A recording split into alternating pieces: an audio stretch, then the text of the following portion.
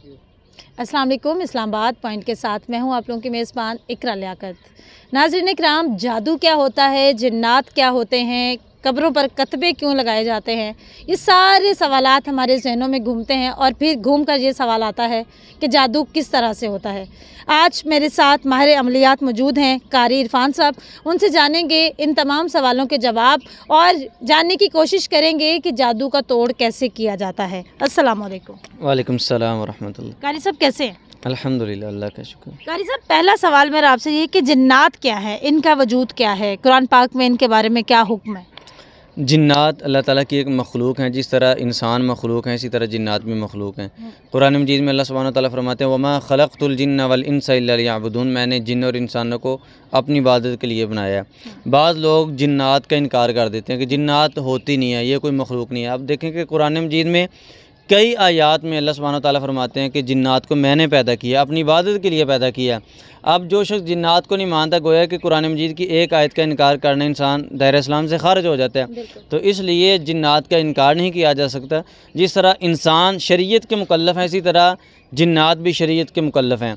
उनमें से बाद जिन्नात मुसलमान भी होते हैं, बाद गैर मुस्लिम भी होते हैं, बाद बड़े बड़े नेक भी होते हैं, बाद बद भी होते हैं जो लोगों के ऊपर जुल्म करते हैं, ज़्यादती करते हैं। तो जिन्नात अल्लाह की एक ऐसी मखलूक हैं जिनका माना ही ऐसा है कि जो नज़र ना आने वाली मखलूक।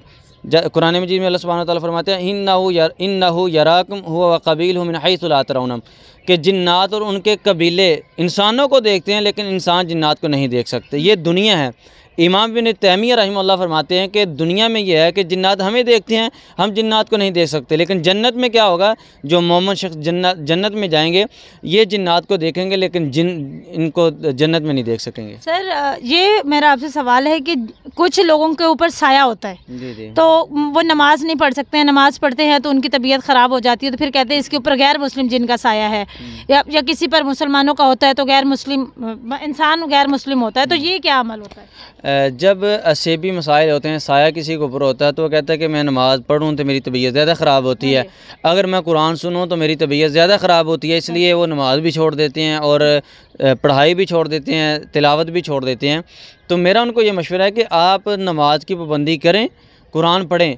जिस कुरान की सूरत या आयत से आपकी तबीयत ज़्यादा ख़राब होती है उसको आप ज़्यादा सुने, बार बार सुने, वही आपका इलाज होगा। आपने सूरह बकरा शुरू किया है, शुरू में आपकी तबीयत ख़राब हुई, आप उसको सुनते जाएं इंशाअल्लाह अल्लाह के फजल से, क्योंकि उससे शयातीन जिन्नात को तकलीफ़ हो रही है, अज़ियत हो रही है, जिस्म के अंदर जो शर मौजूद है उसको अज़ियत हो रही है। जब आप उसको ज़्यादा सुनेंगे तो अल्लाह के फजल से शयातीन जिन्नात वो जिस्म आपका छोड़ के भाग जाएंगे। सर, जादू किस तरह से होता है? जादू एक बातिल कुव्वत का नाम है। शयातीन जिन्नात से मदद लेके जादू किया जाता है और इसके लिए मुख्तलिफ़ तरीक़ों से जादू किया जाता है। कब्रस्तानों में जादू किया जाता है, मौत का जादू किया जाता है, मिट्टी के ऊपर किया जाता है, और इसी तरह बंदिश का जादू कब्रस्तानों में किया जाता है, जिस तरह के आंडों के ऊपर किया जाता है जादू। और इसी तरह बाज़ औक़ात दालें वगैरह कब्रस्तानों में फेंकी जाती हैं, जिसको सहर मरशूश कहते हैं, फेंका हुआ जादू।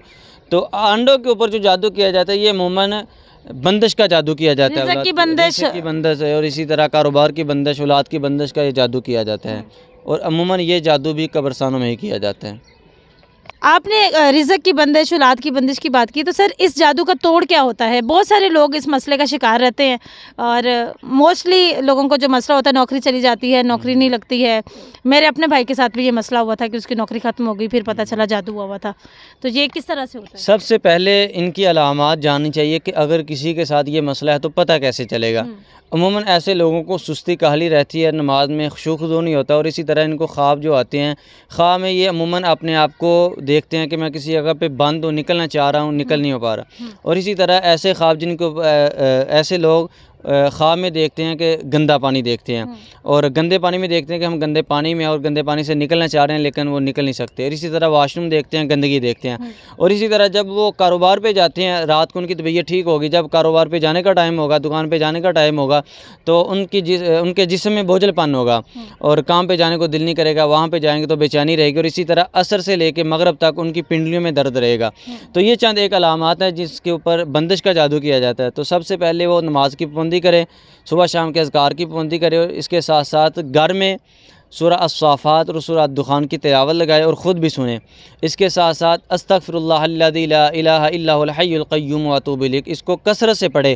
جب اس کو پڑھے گا انشاءاللہ اللہ کے فضل سے تو یہ جو بندش کا جادو ہے یہ بھی ختم ہو جائے گا۔ اور اس کے ساتھ اگر کاروبار پہ جانے کو یا دکان پہ جانے کو دل نہیں کرتا تو وہاں پہ جا کے جہاں پہ آپ بیٹھتے ہیں وہاں پہ پہلے آیات پڑھیں، قرآن مجید کی آخری 2 صورتیں ان کو پڑھ کے 11 مرتبہ اپنے ہاتھوں پہ پھونک مار کے جسم پہ مل کے اور اپنی دکان کے اوپر پھونک مار دیں گے تو اللہ کے فضل سے وہاں پہ جو شر ہوگا تو وہاں سے شر بھاگ جائے گا۔ کیونکہ بعض اوقات یہ ہوتا ہے کہ اکثر لوگ کہتے ہیں کہ دیکھیں بھئی میری جو شاپ ہے وہ مارکیٹ میں ہے، میری شاپ بھی بڑی ہے، سامان بھی زیادہ ہے، میرے پاس گاہک آتے نہیں ہیں، اور دوسری جو دکان ہے وہ چھوٹی ہے، اس کے پاس رش لگا رہتا ہے۔ تو ہوتا یہ ہے کہ جب بندش کا جادو کروایا جاتا ہے تو دکان کے اوپر یا فیکٹری کے اوپر جنات کے پہرے لگا دیے جاتے ہیں جادوگر کی طرف سے۔ اب جو بھی شخص اس دکان پہ جائے گا، فیکٹری پہ جائے گا، اس کا دل نہیں کرے گا، وہ کہے گا یار یہاں پہ کیوں جانا ہے، آگے چلے جاتے ہیں۔ تو یہ معاملات ہوتے ہیں، تو وہاں پہ آخری 2 صورتوں کی تلاوت لگائی جائے اور پانی کے اوپر دم کر کے دکان پہ یا فیکٹری پہ چھڑکاؤ کیا جائے گا تو انشاءاللہ یہ معاملہ ختم ہو جائے گا۔ آپ لوگ میرے پروگرام کا پہلا حصہ دیکھ رہے تھے، دوسرے حصے